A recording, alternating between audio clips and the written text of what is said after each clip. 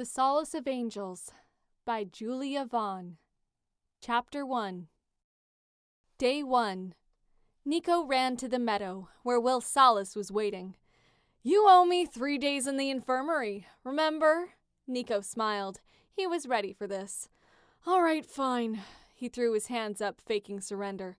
"But none of those stupid nightgown things." Will laughed at him, and then fake pouted. "Then what's the point? Humiliation is, after all, my specialty." "I thought it was medicine. Am I making a mistake trusting you?" He smiled, starting to back up, and Will caught him. "I hope not. After all, you are stuck with me for 3 days." Will took him by the hand and led him to the infirmary. "Oh, holy crap, Nico!" Will nearly shouted as he saw the werewolf lacerations. "How long have those been there?" Nico cringed. "A week, maybe? Fatigue had probably stopped them from healing. 5 to 7 days, maybe. It's probably nothing." "Nothing? Nothing?"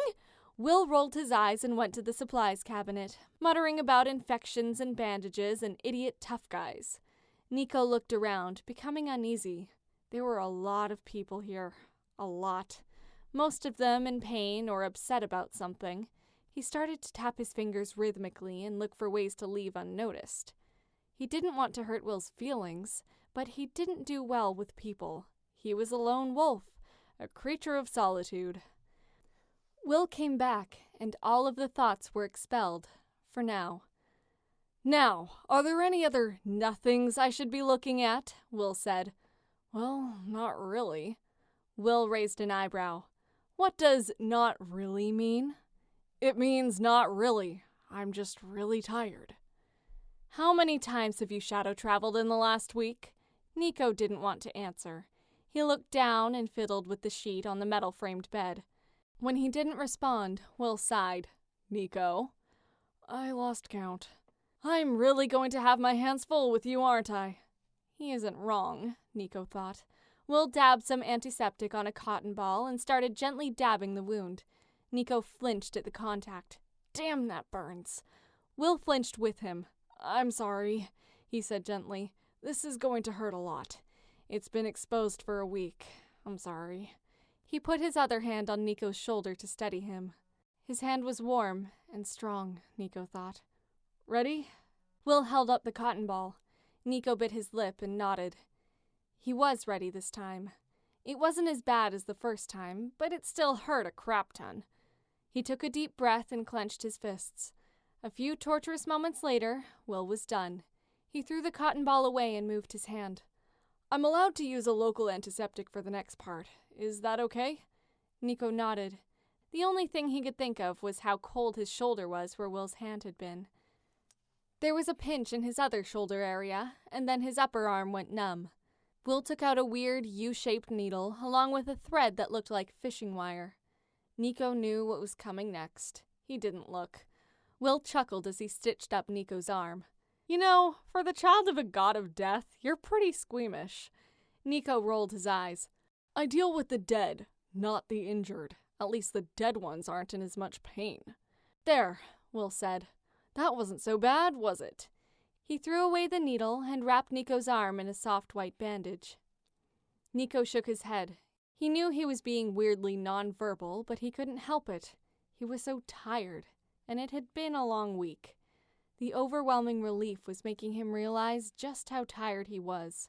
Will noticed Nico's shoulders sagging and gently nudged his shoulders down, and Nico swung his legs up onto the bed. "Sleep now. You need it."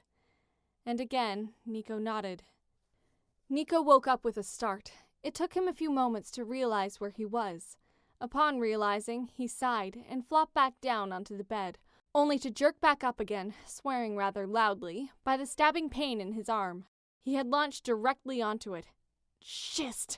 Nico muttered. He hoped he hadn't broken the stitches. That would suck. He laid back down again, more gently this time. The door clicked open, moonlight flooding the room, and quietly squeaked as it was closed. "Crap!" the intruder whisper shouted as it slammed slightly. "Shh, Percy! We're stealthy tonight, remember?" Nico relaxed when he recognized the voices. It was Percy and Piper. "Hey!" Percy whisper shouted again. Nico rolled his eyes, and the door opened again. Jason stepped through, his tall figure nearly blocking out the door. He waved goofily. "Hi, Nico." "Kill me now," Nico thought. He pretended to be asleep, trying not to smile at their ridiculous antics. "I told you he would be sleeping," Piper said. "He's not sleeping. I saw his mouth twitch," Percy replied and walked over to Nico. "He could be dreaming. Do you really want to ruin the dreams of a kid whose heart you crushed repeatedly for 4 years? My heart was not crushed," Nico stated, giving up the ruse. "I knew it," Jason said. Percy glared at him. "You did not." "Did too. I said it first. That proves nothing." Nico face-palmed. Piper rolled her eyes and smiled at Nico, fluttering her fingers at him as she headed over to break them up, as they were getting closer and closer to each other. Percy puffing out his chest slightly to make up for the few inches height difference. Girls, you're both stunning. Come on, we're here for Nico." "I thought we were here to interrogate him about the Apollo kid," Jason asked teasingly, and Nico could feel his face turn bright red. "Nothing! Shut up! I mean, what Apollo kid? None of your business."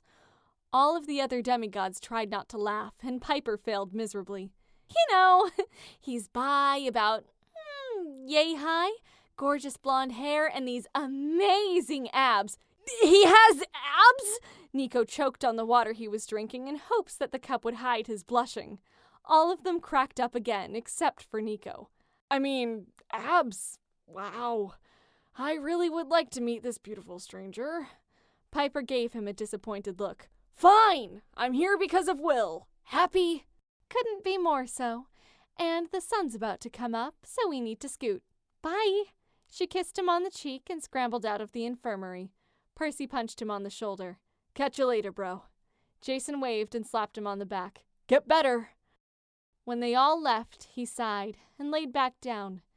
The day hadn't even started yet.